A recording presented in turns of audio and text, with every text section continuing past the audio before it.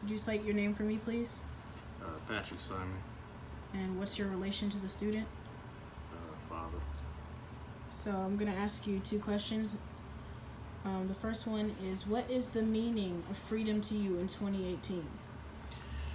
Well, freedom in 2018 means to me that you have the ability to do and say what you want to do and say, within reason. Obviously you can't go into a crowded theater and shout fire, but you have a constitutional right to be able to say whatever you want to say, do whatever you want to do, as long as you're not obviously breaking the law, slandering someone and so forth. You have, the right to, be heard. Okay. The second question says, how are you exercising, or how are you going to start exercising the freedoms that you do have? I think I would exercise those rights by just simply making sure that, number one, that I vote, that I am aware of who I'm voting for, and make sure I kind of at least preliminarily know their platforms and so forth.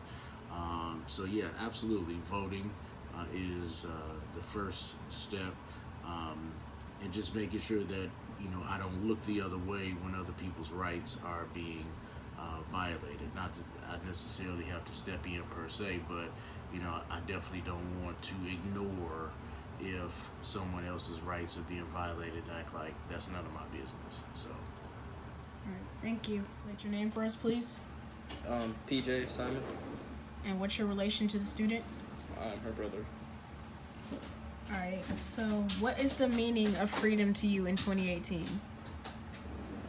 I really think freedom in 2018 is just standing for what you believe in, having a say in what you do, and just advocating for other people also, and don't try to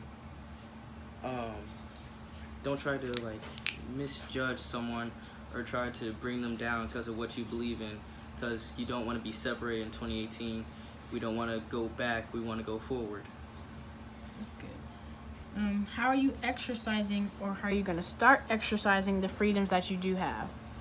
I personally think I've been exercising my freedoms, but like as in right now, my freedom of expression, my First Amendment, and I just believe that everyone has a Bill of Rights, and no one should ever feel like they don't have a say in what someone else does, because you should always think about what you're going to do and what you're going to do for that other person, if it's going to be positive or negative. So just, yeah. All right, thank you. My name is Brenda Baker Hayden, and I am the grandmother of NAHS Simon.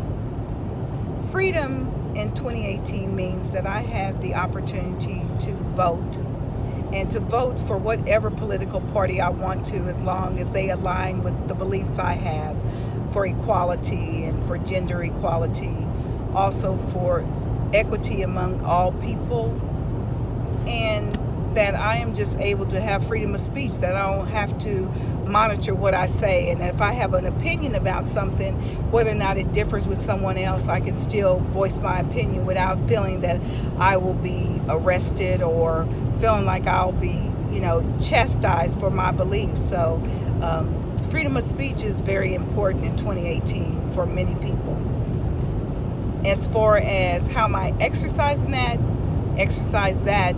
specifically by being able to vote, going out and vote, making sure other people vote, and making sure they vote according to not just whatever party it is that's the forerunner, but vote their conscience, vote for what they believe in and what aligns with their beliefs also, because that's so important.